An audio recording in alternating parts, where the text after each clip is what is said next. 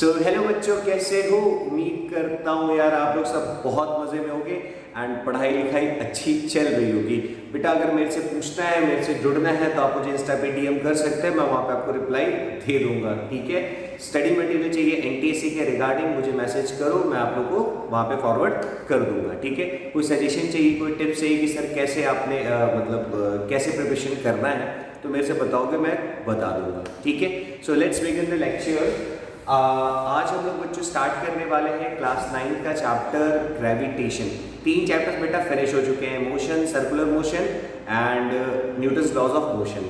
जो क्वेश्चन आपके एनटीएससी में आते हैं वो वाले क्वेश्चंस मैंने आपको ऑलरेडी करा दिया है, समझ गए? ओके, सो बेसिकली बात करते हैं सर ग्रेविटेशन क्या है, सारी चीज़ें पढ़ेंगे। फिलहाल मैं आप लोगों को थोड़ा सा इंट्रोडक्शन दे दूँ चैप्टर के बारे में। बच्चा ग्रेविटेशन का मेन कॉन्सेप्ट अभी का नहीं, बहुत पहले आया हुआ था, या ऐसा नहीं कि सर 100 साल 200 साल पहले, नहीं, हज़ारों लाखों साल पहले, समझ रहे हो, लाखों साल पहले की बात है ये। एक हमारे यहाँ एस्ट्रोनॉमर हुए थे आर्यभट्ट, है ना। उन्होंने आप लोगों ने सुना होगा आर्यभट्ट के बारे में कि उन्होंने भारत को जीरो दिया। बेटा जीरो ही नहीं, वो पहले इंसान थे जिन्होंने बताया था कि सन जो है वो सेंटर में है और बाकी जितने भी प्लैनेट्स है बच्चा वो सारे के सारे सन के चारों तरफ घूमते हैं। बात समझ रहे हो? सेंटर में सन एंड बाकी प्लैनेट जो है वो घूम रहे हैं। उसके कई 100 साल बाद, मतलब लाखों साल बाद, फिर मतलब इंडिया वाले छोड़ के बाहर वालों ने इस बात को माना। ठीक है, एक टाइको करके एक एस्ट्रोनॉमर हुए थे, उन्होंने भी इस बात को सपोर्ट किया था। उन्होंने कहा था कि सन सेंटर में रहता है और जो प्लैनेट है उसके चारों तरफ रिवॉल्व करता है। फिर आप लोगों ने केपलर्स के बारे में सुना होगा बच्चा, तो जो टाइको के वो एक्चुअल में स्टूडेंट ही थे जिन्होंने केपलर्स के 3 लॉ दिए थे। उन्होंने प्लैनेटरी मोशन को काफ़ी टाइम तक देखा कि प्लैनेट्स कैसे बिहेव करती है, समझ रहे हो, कॉपी पकड़ के लिखा करते थे। आज जो है सूरज यहाँ पे दिखा था, कल इतने बजे यहाँ दिखा था, और ऐसे करते करते अपनी पूरी लाइफ निकाल दी, तब जाके कैलकुलेशन करके निकाल पाए थे वो कि ऐसे करके ऐसे ऐसे ऐसे होता है फलना डलना। तो सर क्या हमें उनकी हिस्ट्री पढ़नी नहीं, मैंने आपको बस थोड़ा सा आइडिया दिया। क्लियर है? ओके, सो बाद में मतलब अब हम लोग बेसिकली डिस्कस करने वाले बेटे न्यूटन्स के बारे में, यूनिवर्सल लॉ ऑफ ग्रेविटेशन।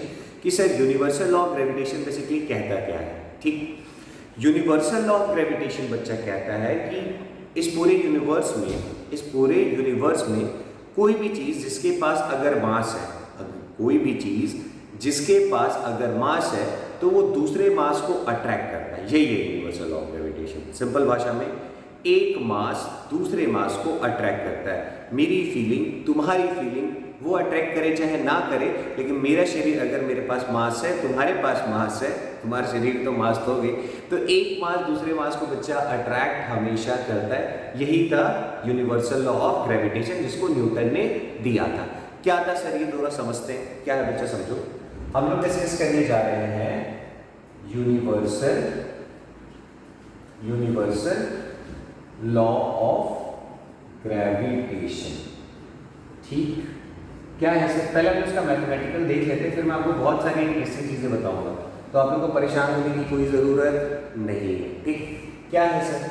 इन्होंने मतलब न्यूटन से क्या कहा था यूनिवर्सल लॉ ऑफ ग्रेविटेशन में कि अगर मान लो हमारे पास कोई मास m1 है और कोई मास m2 है और उनके बीच का बच्चा सेपरेशन अगर r दिया हुआ है, समथिंग जो सेपरेशन है वो r हमें दिया हुआ है, तो क्या है उनका कहना था कि इन दोनों के बीच में जो फोर्स होगा बच्चा वो डायरेक्टली प्रोपोर्शनल होता है इन दोनों मास के प्रोडक्ट का, that is m1 into m2, and inversely proportional होता है square of distance between them. यही था यूनिवर्सल लॉ ऑफ ग्रेविटेशन कि जो फोर्स है, मैंने कहा था बेटा कोई भी मास, कोई भी ऑब्जेक्ट को अगर तो मास हो गई, कोई भी चीज जिसके पास क्या हो बच्चा, अगर मास होगा तो एक मास दूसरे मास को अट्रैक्ट करता है। समझ गए? एक पेन दूसरे पेन को अट्रैक्ट करता है। आप बोलोगे सर इतना चिपक क्यों नहीं जाता है? अभी बताता हूँ क्यों नहीं चिपक जाता है, सारी चीजें डिस्कस करेंगे। फिलहाल अभी हमने बोला कि एक मास दूसरे मास को अट्रैक्ट करता है और इनके और कितना होता है फोर्स, तो that force is directly proportional to the product of mass and inversely proportional to the square of distance between the two masses.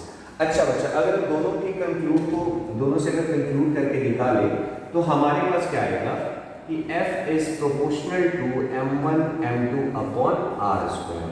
है ना।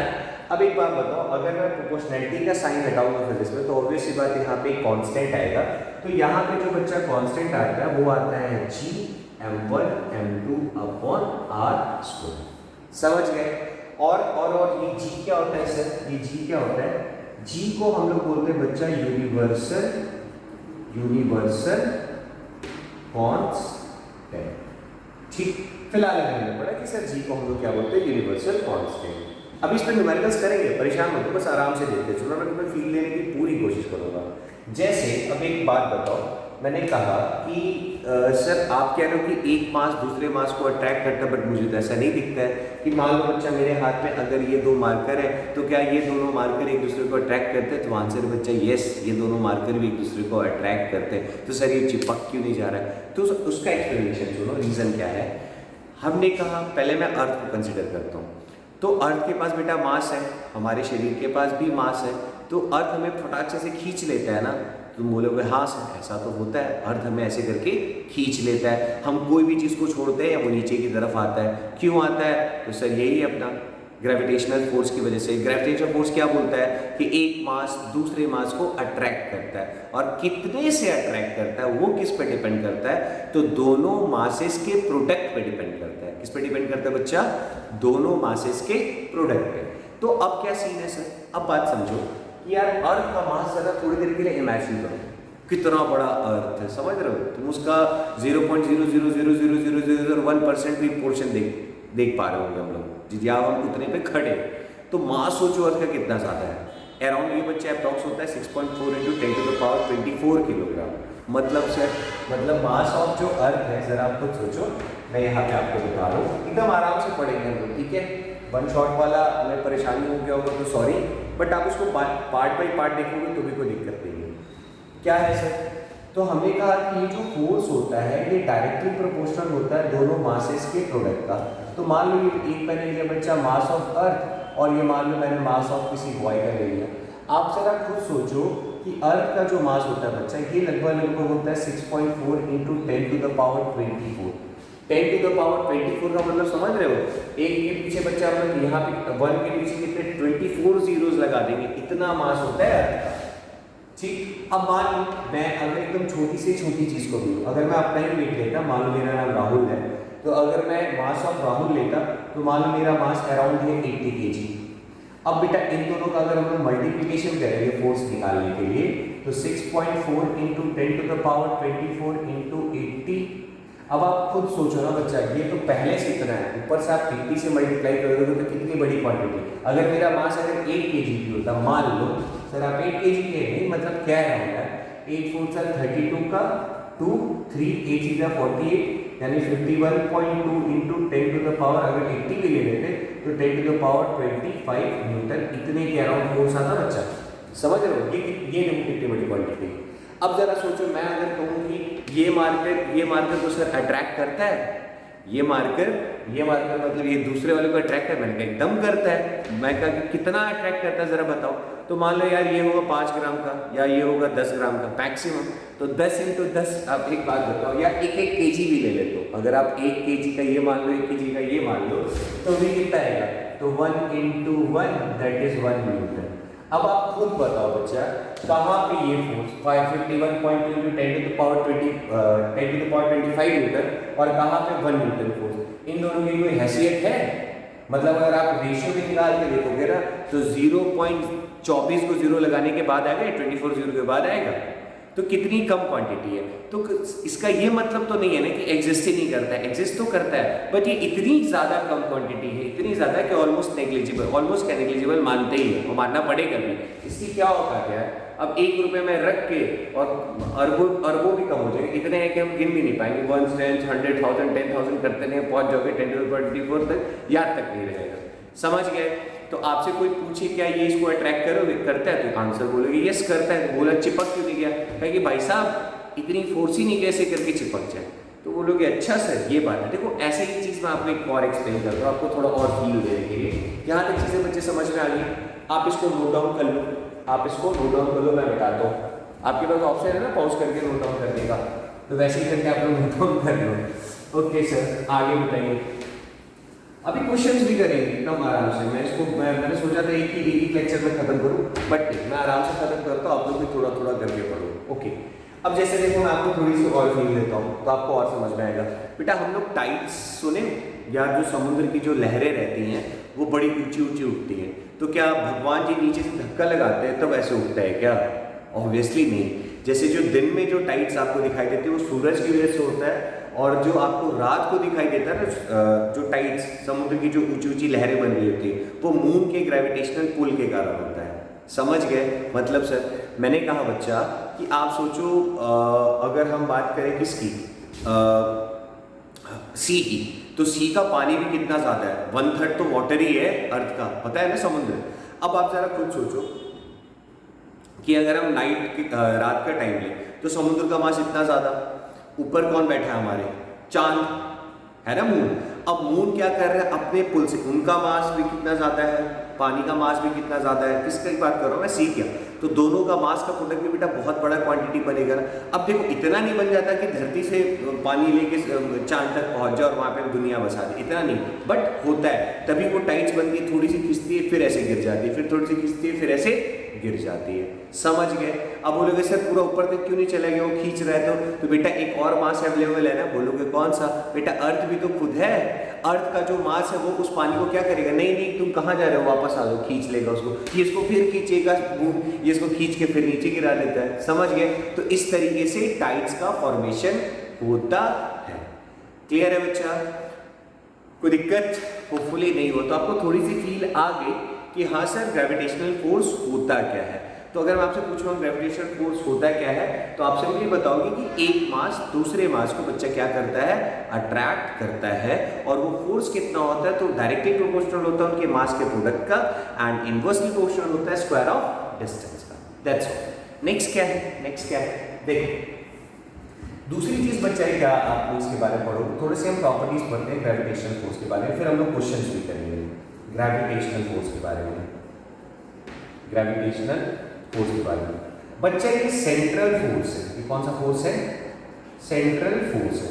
मतलब हम लोग इसको देखो नाम पे छिपा हुआ है सेंट्रल फोर्स, अगर मैं लिख रहा हूँ तो मतलब ये बॉडीज के सेंटर, मतलब एक बॉडी ये है एक बॉडी ये है ना, तो इन दोनों बॉडी को एक लाइन से आप सेंटर से ऐसे ज्वाइन कर दो, तो ये फोर्स हमेशा अलोंग द लाइन ही लगता है, दो मासेस के सेंटर के बीच में लगता है। ऐसे हम लोग एज्यूम करके चलते हैं कि जो ग्रेविटेशनल फोर्स है बच्चा वो दो मासेस के बीच, मतलब मान लो अगर मैंने एक मास ऐसे ले लिया m1, एक मास ले लिया हमने m2, ठीक है, तो हम इसके बीच का जो डिस्टेंस देखेंगे, इसके बीच का देखेंगे, इन दोनों के बीच सेंटर, इन दोनों के सेंटर के बीच का डिस्टेंस, और ये फोर्स किसके बीच में लग रहा है, इन दोनों सेंटर के बीच में लग रहा है, और ये हमेशा अलोंग द लाइन ही लगेगा बच्चे। कैसा लगेगा, हमेशा अलोंग द लाइन ही लगता है।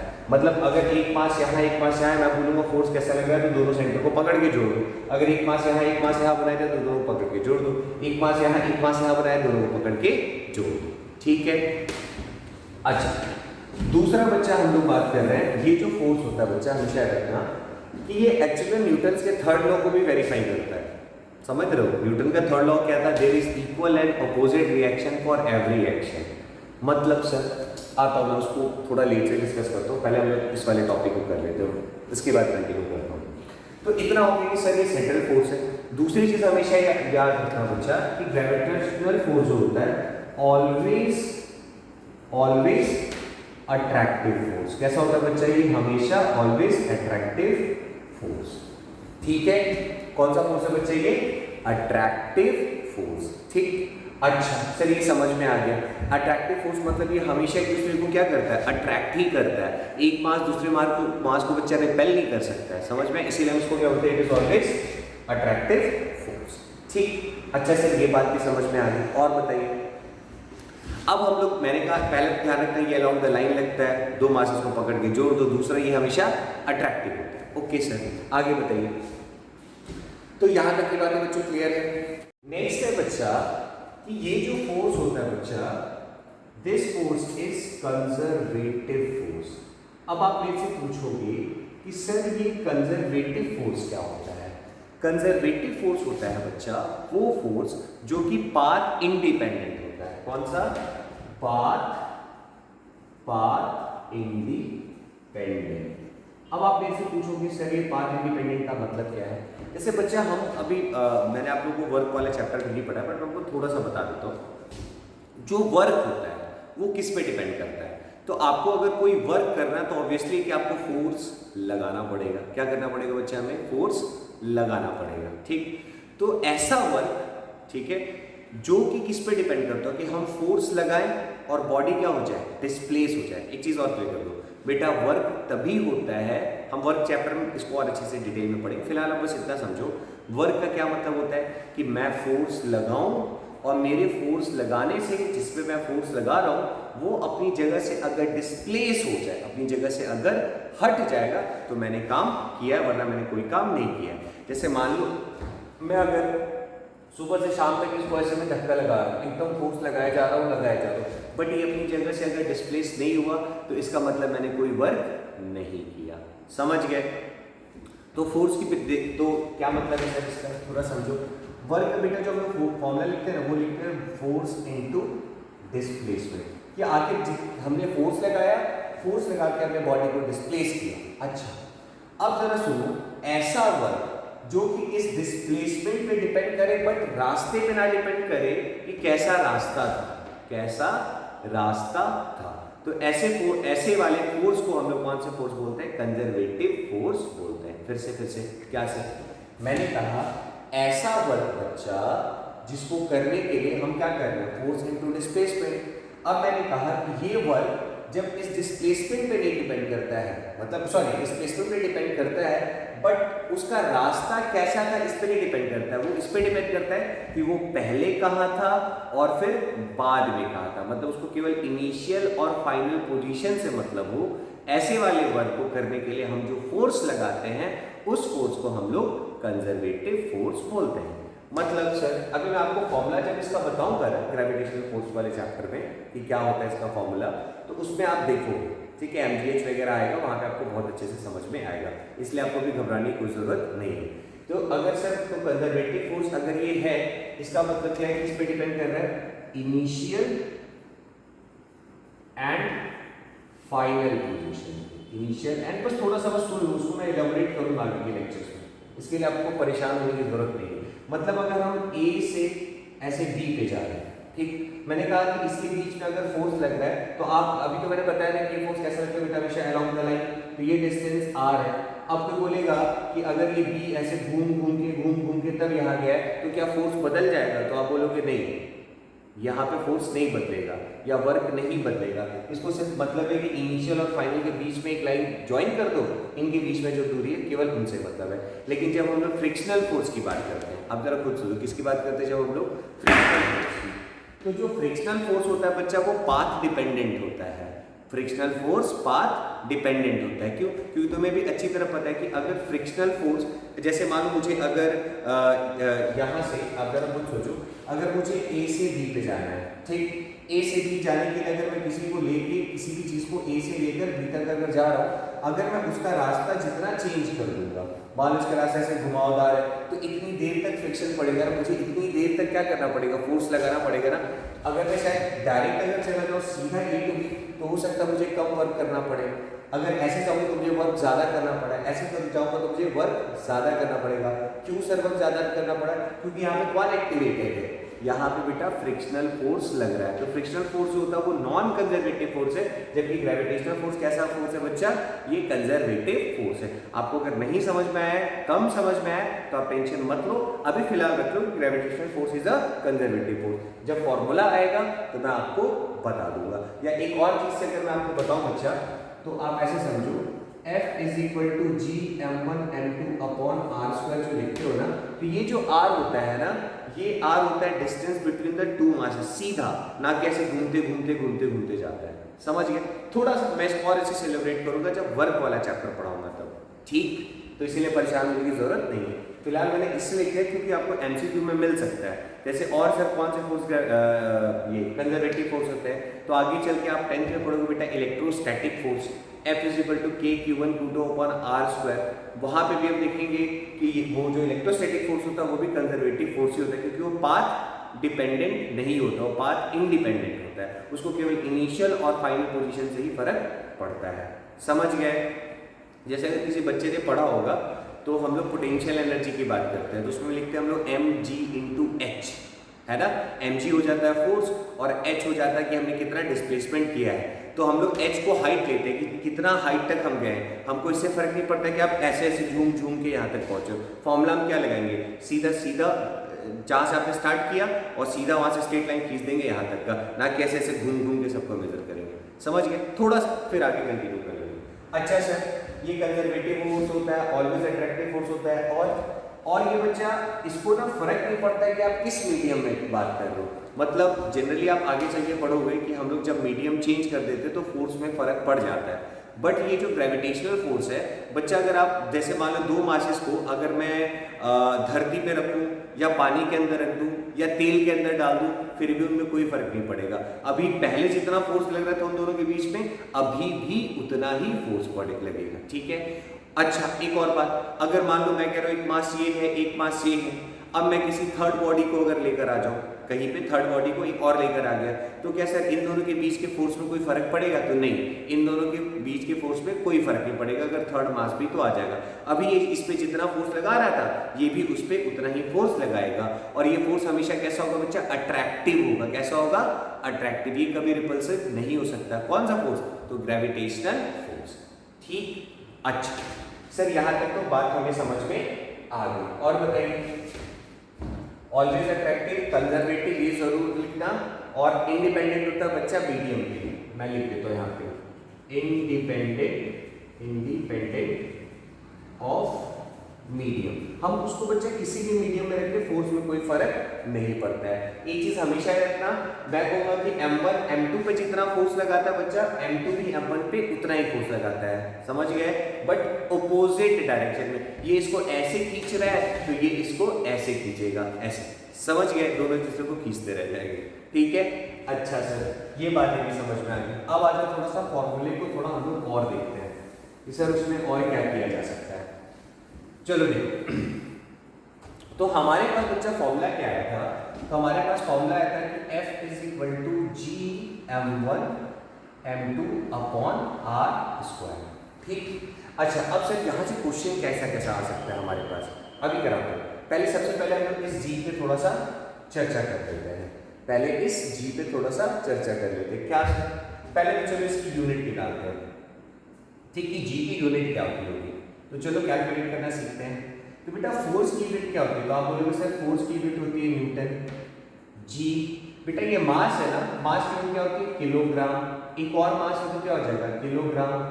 ये आर क्या बच्चा है? डिस्टेंस। तो डिस्टेंस को हम लोग किस में मेजर करते हैं? सही है सर, मीटर स्क्वायर में। तो अब बेटा जी की वैल्यू निकाल दो। जी की वैल्यू कितनी होगी? देखो, newton metre square KG into KG बच्चा क्या हो जाएगा? KG square.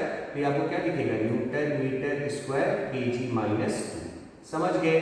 तो ये किसकी वैल्यू है? कैपिटल जी की। सॉरी, वैल्यू ये क्या है? जी की यूनिट। ठीक है बच्चा। अच्छा, अब जी की यूनिट तो हमारे पास आ गई। जी की सर वैल्यू कितनी होती है? तो बच्चा जी की जो वैल्यू होती है वो होती है 6.67 into 10 to the power minus 11। ठीक। और यूनिट निकाल लिया हमने, newton metre square KG minus 2। ये क्या होता है? जी की यूनिट। अगर सर इसको सीजीएस में करें तो सर, अगर मैं इसकी वैल्यू सीजीएस में देखना चाहूँ तो सीजीएस का क्या मतलब होता था बच्चा? वैसे मैं स्मॉल जी लिखता हूँ, ज्यादा अच्छा रहेगा। सीजीएस, तो बेटा सीजीएस क्या होता है? Centimetre, gram and second. याद करो, फोर्स की हमने ऐसा यूनिट सॉरी सीजीएस यूनिट में निकाला था, डाइन आया था।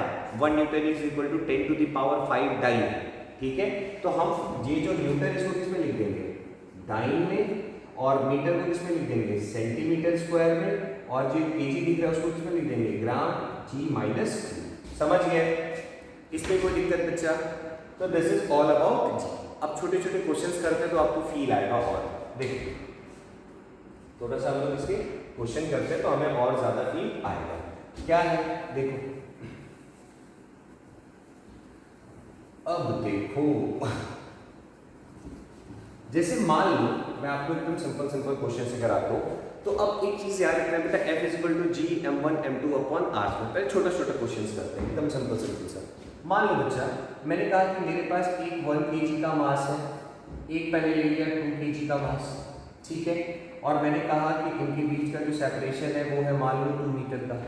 अब मैं आपसे पूछूंगा कि बताओ ये 1 kg जो है वो 2 kg पे कितना फोर्स लगा रहा है, मैं ऐसे ही पूछ सकता था। अगर मैं इसको मान लो A बोलता हूँ और इसको मैं मान लो B बोलता हूँ, एक चीज ध्यान रखना बच्चा, आपसे अगर पूछा है कि find force acting on B due to A, इसको कैसे पढ़ते हैं हम लोग, फोर्स एक्टिंग ऑन, किसके ऊपर फोर्स अभी हम देखना चाहते हैं बच्चा, बी के ऊपर। तो यहाँ क्या लिखेंगे, force acting on B due to A, इसका मतलब बी पे लगने वाला फोर्स ए की वजह से, यही चीज लिखा मैंने, force acting on B due to A. Sir ये कितना होगा, तो बच्चा हमें अच्छी तरह पता है कैसे लिखेंगे हम, F A B is equal to, sorry A B नहीं, बी पे देख रहे हैं ना, तो हम यहाँ पे लिखेंगे F B A is equal to K, sorry G into, देखो बच्चा मास कितना है 1 kg, तो यहाँ लिख दो 1 kg, दूसरा कितना है 2 kg, और इनके बीच का जो सेपरेशन बेटा मीटर में है ना, तो 2 का होल स्क्वायर, समझ गए। अब इसको कैलकुलेट कर लो, 6.67 into 10 to the power minus 11, और यहाँ पे क्या आ गया बच्चा 1 इंटू 2 ही रह जाएगा, डिवाइडेड बाई 4, समझ गए। तो यहाँ पे इन दोनों के बीच में इतना क्या जाएगा, फोर्स आ जाएगा, इसको कैलकुलेट आप लोग कर लोगे तो ठीक। अच्छा सर और बताइए, सिंपल सा क्वेश्चन था बच्चा। अच्छा अब यहीं पे बच्चा मान लो आपको जब ग्राम वगैरह में देगा, कई बार वो ग्राम वगैरह में दे देगा, सेंटीमीटर में दे देगा, मतलब सर मान लो अगर मुझे यहाँ पे दे दिया 20 ग्राम, यहाँ पे मान लो बोल दिया 2 सेंटीमीटर, और यहाँ पे मान लो दे दिया मुझे 100 ग्राम, सर अब क्या करेंगे, तो बेटा ऐसे केस में आप पहले इसको कन्वर्ट करना सेंटीमीटर को मीटर में, मास को किलोग्राम में, फिर ये फॉर्मूला लगाना, समझ गए। जी की वैल्यू जो होगी पुट करके आप आंसर आराम से निकाल सकते हो। अगर मैं इसको ग्राम में करना चाहता तो डिवाइडेड बाई 1000, यहाँ भी बच्चा डिवाइडेड बाई 1000, और यहाँ सेंटीमीटर को मीटर में करने के लिए डिवाइडेड बाई 100, समझ गए। तो ये हमारे पास कितना हो जाता, अगर ये देखो 0 से 0 चला गया और 100 से डिवाइड करोगे तो 0.02 हो जाएगा, समझ गए। यहाँ देखो ये गया, ये गया, ये गया, ये गया, तो बच गया आपके पास 0.1 किलोग्राम, और यहाँ पे 0.02 किलोग्राम, ठीक है बच्चा। और ये कितना हो जाएगा 0.02 सेंटीमीटर, ठीक। अब यहाँ पे बेटा m1 m2 और r की वैल्यू पुट कर दो, जो भी होगा रिजल्ट वही हो जाएगा इन दोनों के बीच का फोर्स। सर ऐसे क्वेश्चन पूछता है क्या, नहीं बच्चा ऐसे क्वेश्चन एकदम नहीं पूछता है। तो सर कैसे पूछता है, चलो देखो ये वाला ठीक था बच्चा, देखो आप लोग नोट करते चलना, कॉपी नोट्स बेटा अच्छे से बनाइएगा, ठीक है ना। नेक्स्ट क्या है सर, नेक्स्ट क्या है, अब है बच्चा हमारे पास, जैसे आपसे बोलेगा ना what happened to a gravitational force if mass is doubled and distance between them is reduced to half, ऐसे ऐसे करके बड़े क्वेश्चन बोलता है। जैसे मान लो मैंने एक छोटा सा क्वेश्चन दिया कि आपसे पूछा कि what happened to gravitational force है ना, what happens to a gravitational force if masses are double, ऐसी मान लो से बोल देंगे मासेस को हम डबल कर देंगे, तो बताओ ग्रेविटेशनल फोर्स में क्या फर्क पड़ेगा।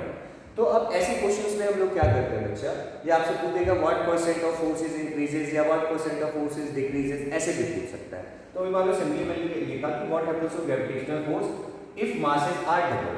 तो अब हमने कहा कि मान लेते बच्चा शुरू में जो मास था, एक का m1 था, दूसरे का m2 था, और उसके बीच का जो डिस्टेंस था वो r इनिशियल, तो मैंने मान लो ri ले लिया। सर अब एक बात बताओ, अब मैं पूछूं कि बताओ स्टार्टिंग में ग्रेविटेशनल फोर्स कितना था, तो Fi is equal to g m1 m2 upon ri का स्क्वायर, ठीक।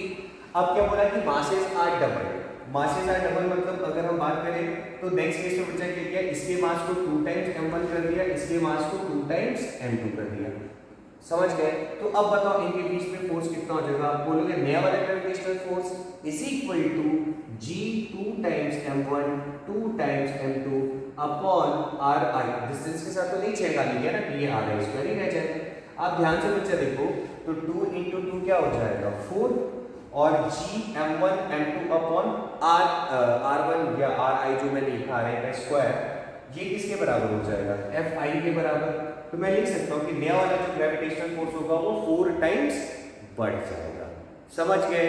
इसी तरह मैंने देखो क्या, देखो देखो 2 2 सा 4 हो गया और जी m1 m2 upon r square किसके बराबर है, fi के बराबर है। तो इनकी जगह पे मैं fi को लिख सकता हूँ। तो मुझे यहाँ से पता चल गया कि जो नया वाला फोर्स था वो 4 गुना हो गया बाद वाले के। तो कितना परसेंटेज इंक्रीज किया?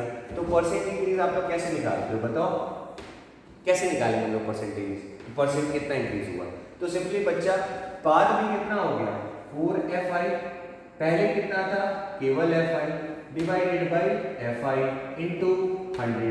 तो ऐसे करके आपको कंफ्यूज कर सकता है, तो हमें कंफ्यूज होने की कोई जरूरत नहीं है। समझ गए? तो इस तरीके से हम लोग परसेंटेज निकाल सकते हैं बच्चा। देखो 4fi माइनस fi ये होता है ना final minus initial divided by initial into 100। तो ये आपके पास कितना आ जाएगा 3fi by fi into 100। fi बच्चा कैंसिल, तो कितना हो गया 300% बढ़ जाएगा। समझ गए? कोई टफ नहीं था। चलो और देखते हैं और सर कैसे क्वेश्चन पूछता है। जैसे मान लो बोला था what happened to gravitational force if masses are double, तो ये क्या हमने, और मान लो अब मैं लिख मिटा रहा हूँ इसको, आप लोग माउस करके लिख लिया करो। मान लो इसके बाद ऐसे बोल देता if masses are double and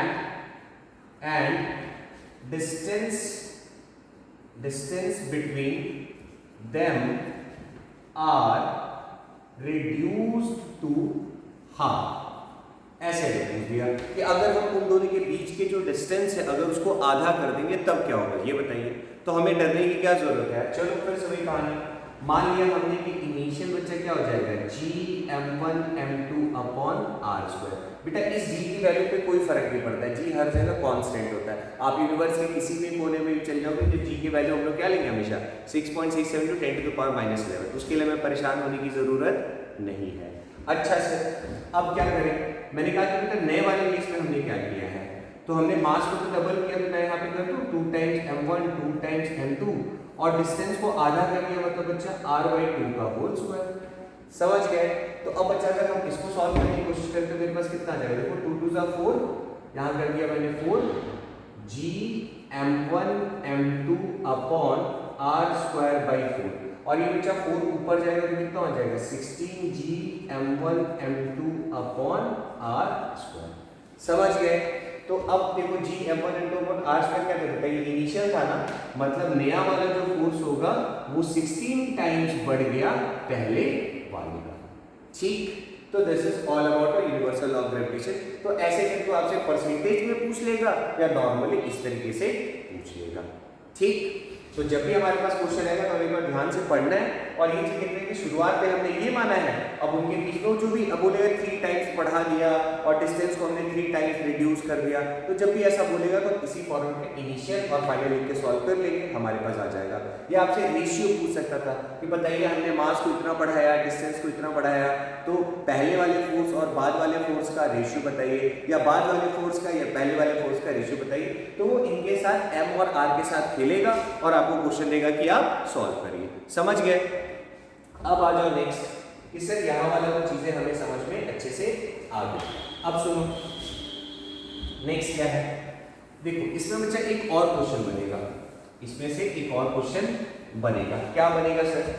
होता क्या है बच्चे कि हमने क्या कहा कि जो हमारा ग्रेविटेशनल फोर्स है, कैसा फोर्स है बच्चा? अट्रैक्टिव फोर्स, हमेशा खींचता है। तो ये किसके बीच में लगेगा? तो सर 2 मास इसके बीच में लगेगा, मतलब एक ये मास है एक ये मास है, तो ये क्या करेगा, ये इसको खींचेगा और ये वाला इसको खींचेगा। समझ गए? तो अब एक बात बताओ, मैंने अगर आपको एक क्वेश्चन दे दिया सिंपल सा, क्या सर? मैंने कहा कि मान लो हाँ कि एक मान लो 10 kg का ऑब्जेक्ट है, ठीक, ले सकते हैं कोई फर्क नहीं पड़ता है।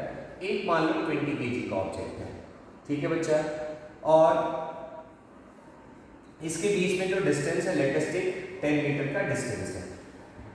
एक मैंने 10 kg का ले लिया, एक मैंने 20 kg का ले लिया, और इनके बीच का सेपरेशन है मान लो 10 मीटर का है। अब आपसे बोलेगा कि मेरे पास मान लो कोई एक 2 kg का ऑब्जेक्ट है, इसको मैं कहाँ पे रखूँ, इन दोनों के बीच में कहाँ पे रखूँ कि इस ये जो 2 kg आ जाए वो इक्विलिब्रियम में आ जाए। किसमें आ जाए? इक्विलिब्रियम में। या फिर ऐसे वर्ड यूज कर सकता है कि इसके ऊपर जो नेट फोर्स लगे वो कितना लगे? 0। नेट फोर्स किसके बराबर हो जाए बच्चा? 0 के बराबर। तो इक्विलिब्रियम बोले या नेट फोर्स बोले बेटा, दोनों सेम चीज होती है। मतलब सर अगर नेट फोर्स होगा 0 तो वो बॉडी इक्विलिब्रियम होता है। जैसे मान लो अगर मैं बीच में खड़ा हूं, है ना, और मुझे कोई इधर खींच रहा है 10 न्यूटन से और एक आदमी मुझे इधर खींच रहा है 10 न्यूटन से, तो दोनों तरफ से अगर 10-10 लगेगा तो मैं अपनी जगह से नहीं लूंगा ना। इसका मतलब हो गया कि मैं किस में हूं, इक्विलिब्रियम में हूं। तो अगर मैं इक्विलिब्रियम में हूं तो इसका ये मतलब नहीं है कि मेरे पे कोई फोर्स ही नहीं लग रहा है। इसका ये मतलब है कि मेरे ऊपर जो फोर्स लग रहा है उसका नेट फोर्स, और नेट फोर्स हम लोग कैसे कैलकुलेट करते हैं कि उस बॉडी पे कितने सारे फोर्स लग रहे हैं उन सबको ऐड कर लीजिएगा तो नेट फोर्स निकल जाएगा। समझ गए? तो सर क्या करेंगे, अब एक बात बताओ बच्चा, कॉमन लॉजिक बताओ कि उन दोनों के बीच का जो फोर्स है, दो मासेस के बीच का जो फोर्स होता है वो डायरेक्टली प्रोपोर्शनल होता है किसके, दोनों के मास के प्रोडक्ट का। जिसका मास ज्यादा वो उसको ज्यादा से खींचेगा। समझ गए? तो आप जरा कॉमन लॉजिक लगाओ, अगर ये 2 kg का है तो हमें अच्छी तरह पता है कि ये फोर्स कैसा होता है बच्चा, अट्रैक्टिव फोर्स होता है। कौन सा फोर्स बच्चा, gravitational force is always attractive force, वो हमेशा खींचता ही है, कभी धक्का नहीं लगाता है।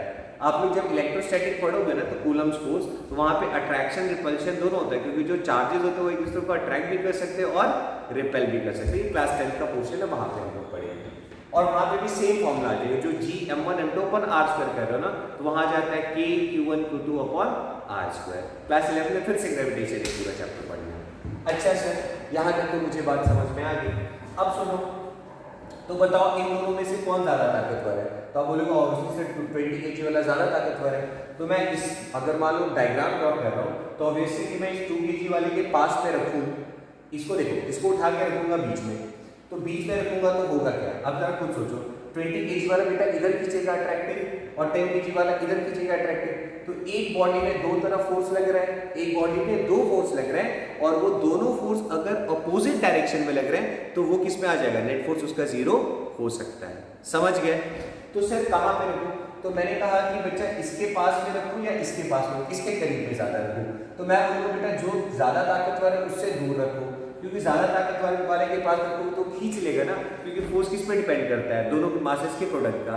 और इनवर्सली प्रोपोर्शनल होता है स्क्वायर ऑफ डिस्टेंस का, मतलब उनके बीच की अगर दूरी बढ़ेगी तो फोर्स घटता है। समझ गए? यूनिवर्सल लॉ ऑफ ग्रेविटेशन बच्चा डायरेक्टली प्रोपोर्शनल होता है मास के, इनवर्सली प्रोपोर्शनल होता है डिस्टेंस के। तो अगर डिस्टेंस को बढ़ाओगे तो फोर्स घटेगा। समझ गए? जितना ज्यादा डिस्टेंस बढ़ाओगे उतना ज्यादा फोर्स घटेगा। तभी जब हम लोग अर्थ से दूर जाते हैं तो फिर हमें अर्थ खींचना बंद करता है, क्योंकि डिस्टेंस जो होता है वो क्या हो जाता है, बढ़ जाता है। ठीक? अच्छा सर, तो मैंने कहा कि मान लो बच्चा मैं इसको किसी x डिस्टेंस पे रखा, अभी मुझे नहीं पता कितना डिस्टेंस है, बस मुझे इतना पता है कि मैं इसको कहीं पास में रख दूंगा। तो मैंने कहा मैंने इस 2 kg को मान लो यहाँ पे रख दिया, ठीक है। तो अब एक बात बताओ, टोटल 10 था, ये x था, तो ये बचा हुआ कितना हो जाएगा, तो आप बोलोगे सर 10 - x हो जाएगा। क्लियर है? अब सर इसको हम लोग कैसे लिखें, कैसे लिखें, मैंने कहा बच्चा इसको हम कैसे लिख सकते हैं, मान लो मैंने इसको A पॉइंट कह दिया, इसको C पॉइंट कह दिया, इसको मैंने B पॉइंट कह दिया। अब हमेशा ध्यान रखना बच्चा, जब भी हम लोग कंजर्वेटिव फोर्स के बारे में पढ़ते हैं तो इस चीज का ध्यान रखना, C पे हम अभी क्या देखना चाहते हैं कि A किस पे फोर्स लगा रहा है C पे, B किस पे फोर्स लगा रहा है C पे, दोनों C पे फोर्स लगा रहे हैं, दोनों ऐसे करके खींच रहे हैं। तो क्या सर B A पे नहीं लगा रहा है या A B पे नहीं लगा रहा है? मैंने कहा हाँ बच्चा, B A पे भी लगा रहा है और A B पे भी फोर्स लगा रहा है, इसको अपनी तरफ खींच रहा है। बट अभी हम किसके बारे में पढ़ाई कर रहे हैं, तो अभी हम इस C के बारे में जानना चाहते हैं ना, तो हमको इससे मतलब है कि C पे कौन कौन फोर्स लगा रहा है, हमें भी इससे एकदम नहीं मतलब है कि ये आपस में क्या कर रहे हैं। हमेशा क्लियर रखना है, जब भी जिसके बारे में फोर्स पूछेगा कि बताओ उस पे क्या हो रहा है, तो अभी हम ये नहीं देखेंगे कि ये उसके साथ क्या कर रहा है, उसके साथ क्या कर रहा है, मुझे सिर्फ ये देखना है कि जिसके बारे में पढ़ना है उसके ऊपर कौन कौन फोर्स लगा रहा है। समझ गए? अच्छा, तो मैं अगर पूछूं कि C पे कितना फोर्स लग रहा है, मुझे कैलकुलेट करना है net force acting on C। तो कैसे निकालूं बच्चा मैं नेट फोर्स C वाला, तो C पे लगाने वाले कौन कौन से हैं, एक B है बच्चा, तो B इसको अपनी तरफ खींचेगा, मतलब इस तरफ, और इसको मैं क्या लिखूं, force acting on C due to B, जिसकी डायरेक्शन इधर। समझ गए? उसी तरह C को बच्चा A इधर खींच रहा है, तो इसकी डायरेक्शन मैं इधर बना दूं, बेटा A जो है वो C को ऐसे खींच रहा है ना, तो मैं कैसे लिखूंगा, force acting on C due to A, C पे लगने वाला फोर्स A की वजह से। तो कैसे निकालूं मैं नेट फोर्स ऑन सी? तो सर दोनों को ऐड कर देना चाहिए। और फोर्स कैसी क्वांटिटी होती है? तो फोर्स बच्चा वेक्टर क्वांटिटी होती है। वेक्टर क्वांटिटी में अगर हम एक को पॉजिटिव लेते हैं तो दूसरे को नेगेटिव लेते हैं। तो नेट फोर्स एट सी, एक मान लो उधर क्या हुआ है तो force acting on C due to B, ठीक, plus force acting on C due to A. But बच्चा इसकी डायरेक्शन इस तरफ है ना, इसीलिए हम इसको क्या लगाएंगे? नेगेटिव। और एक को मैंने पॉजिटिव माना तो एक को क्या मानना पड़ेगा? नेगेटिव, क्योंकि force is a vector quantity. Sir अब क्या करें? अब चलो वैल्यू निकाल दो। हमें पता है यहीं पे नेट फोर्स क्या होगा? 0। बीच में रखेंगे तभी तो नेट फोर्स 0 हो सकता है ना बच्चा, समझ गए? अच्छा तो सर एफ सी बी कितना है? तो मैं बोलूंगा बच्चा फॉर्मूला लगा दो, जी m1, तो एक मास है 2 और दूसरा कितना बच्चा? 20, तो जी m1 m2 अपॉन डिस्टेंस कितना बच्चा? तो सर 10 माइनस एक्स का होल स्क्वायर करेगा। चलो बहुत बढ़िया, प्लस इंटू माइनस बच्चा माइनस जी, दूसरा मास कितना बच्चा? 10 इंटू 2 अपॉन, अब आप 10 को पहले लिखो, 2 को पहले से कोई फर्क नहीं पड़ता है, क्योंकि हम 2 इंटू 3 करें या 3 इंटू 2 करें, दोनों में आंसर क्या आएगा? सेम ही आएगा ना, इसीलिए फर्क नहीं पड़ता है। और ये बेटा इन दोनों के बीच की डिस्टेंस कितनी है? x, तो ये हो गया x स्क्वायर। और हम क्या चाहते हैं कि नेट फोर्स कितना हो जाए? 0, तभी तो सिस्टम इक्विलिब्रियम में आएगा। तो सर अब क्या होगा? अब अगर बच्चा थोड़ा सा स्मार्टनेस दिखाओगे तो आपका काम आसान हो जाएगा। देखो बच्चे g दोनों में से कॉमन आ सकता है, 2 दोनों में से कॉमन आ सकता है और 10 भी दोनों में से कॉमन आ सकता है। मतलब g 2 और 10 को अगर मैं कॉमन ले लूं तो मेरे पास अंदर में क्या बच जाएगा? यहाँ 20 था तो एक बच गया 2 अपॉन 10 माइनस एक्स का होल स्क्वायर माइनस, देखो 10 और 2 को तो आप पहली बार निकाल चुके हैं ना, तो यहाँ क्या बच गया? 1/x square. समझ गए? अब ये बच्चा इधर आएगा तो जीरोस को डिवाइड करेगा तो खुद क्या हो जाएगा? पूरा का पूरा कैंसिल हो जाएगा। समझ गए? पूरा कैंसिल होगा ना। अब सर इसके बाद क्या? अब जो हमारा नेक्स्ट, कहाँ मैं लिखूं? इधर है, चलो नेक्स्ट देखो। अब अगर मैं इसको कैलकुलेट करने की कोशिश करूं तो बच्चा मेरे पास इक्वेशन क्या है? देखो 2 अपॉन 10 माइनस एक्स का whole square minus 1/x square, ये है ना 1/x square is equal to 0। अब एलसीएम लोगे बच्चा तो 2x square minus 10 minus x का whole square divided by 10 minus x का whole square into x square is equal to 0। अब ये वाला दोनों जाके बच्चा हो जाएगा कैंसिल। जब कैंसिल हो जाएगा तो आपके पास क्या बच गया? 2x स्क्वायर माइनस, इसको खोल दो, a square plus b square minus 2ab में, तो a स्क्वायर मतलब 100 प्लस b स्क्वायर मतलब माइनस प्लस x स्क्वायर और माइनस 2ab बचा, तो माइनस 2ab कितना हो जाएगा? Minus 20x। समझ गए? 2 into 10 into x minus 20x। अब एक बात बताओ, इज इक्वल टू बच्चा 0 तो है। अब जरा देखो ये कितना हो गया? 2x स्क्वायर, ये माइनस में कितना हो जाएगा? देखो तो minus 100 minus X square plus 20x is equal to 0। अब बताओ माइनस एक्स स्क्वायर और 2x स्क्वायर बच्चा कितना आ जाएगा आपके पास? x square plus 20x minus 100 is equal to 0। और ये हमारे पास बच्चा क्या आ रहा है? ध्यान से देखो, तो ये एक क्वाड्रेटिक इक्वेशन बन गया। तो इस क्वाड्रेटिक इक्वेशन को हम लोग सॉल्व कर सकते हैं ना। कौन सा फॉर्मूला याद है कुछ? देखो ये सॉल्व हो पाएगा? लगता है हम लोगों ने सही किया है। तो यहाँ पे अगर हम लोग देखें, ये मैंने बच्चा अपने मन से रैंडम वैल्यू लिया था, ये मैंने अपने मन से रैंडम वैल्यू लिया था। तो यहाँ पे अगर हम लोग सॉल्व करने की कोशिश करेंगे तो कैसे करेंगे जरा एक बार बताओ। क्वाड्रेटिक फॉर्मूला क्या होता है? x is equal to minus B plus minus under root of B square minus 4ac by 2a। ठीक है, ये किसका फॉर्मूला बच्चा? क्वाड्रेटिक इक्वेशन का। ये आप लोग मैथ्स में पढ़े होंगे। अगर आप लोगों ने ये चीज़ पढ़ा है तो वेल एंड गुड, अगर नहीं पढ़ा है तो परेशान होने की जरूरत नहीं, आप लोग जरूर आगे कभी ना कभी पढ़ लोगे। मैं अगर आपको थोड़ा सा अगर इसके बारे में आइडिया दे दूँ तो आपको करना क्या है बच्चा, कि जैसे स्टैंडर्ड इक्वेशन जो क्वाड्रेटिक इक्वेशन का होता है ax square plus bx plus c is equal to 0। समझ गए? x स्क्वायर के बगल वाला a कहलाता है, x के बगल वाला b कहलाता है और कांस्टेंट को c बोलते हैं। तो आप सीधा ये फॉर्मूला यूज कर सकते हो। b की जगह पे क्या लग दो? 20, b की जगह पे प्लस 20, b स्क्वायर मतलब बचा 20 का स्क्वायर माइनस 4 इंटू a की जगह x स्क्वायर के बगल में। तो यहाँ की मैं वैल्यू भी रख ही देता हूँ। a की वैल्यू है बच्चा 1, x स्क्वायर के जो बगल में रहता है ये 1, b की वैल्यू है आपके पास 20 एंड c की वैल्यू है माइनस 100। यहाँ पे रख दो, वही आपका आंसर हो जाएगा।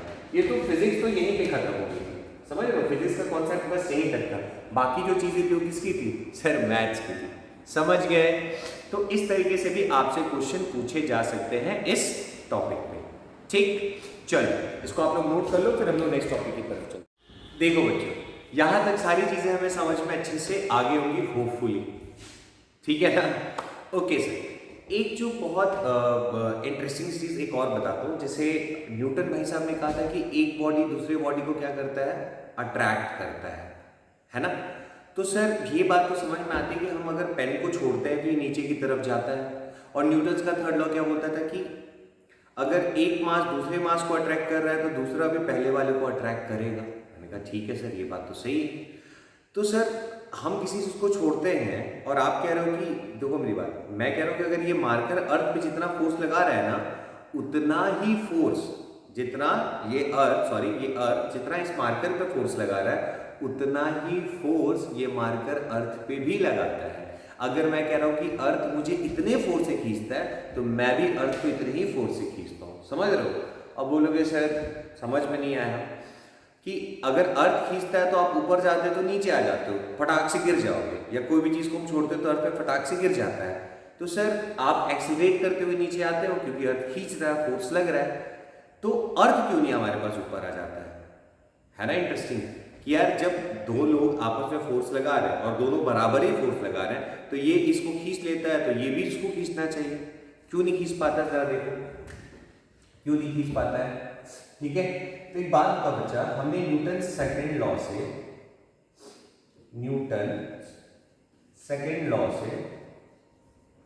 हमने क्या पढ़ा था कि sir force is equal to होता है मास इनटू एक्सेलरेशन। यही होता है, फोर्स इज इक्वल टू क्या होता है, मास इनटू एक्सेलरेशन।